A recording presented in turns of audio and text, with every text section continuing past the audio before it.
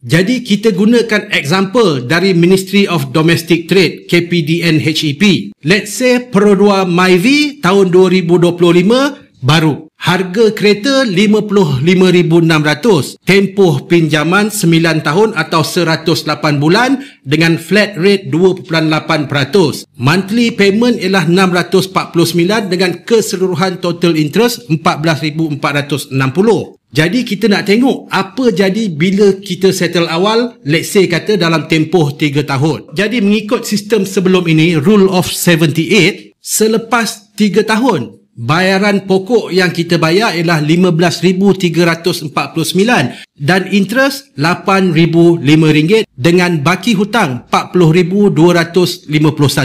Perhatikan, kita baru bayar RM15,000 principal tapi interest dia dah ambil RM8,005 dengan outstanding masih lagi RM40,000 lebih. Jadi itulah majority payment masuk interest bukan principal. Seterusnya dengan sistem baru ini, reducing balance method, selepas 3 tahun interest dibayar RM7,677,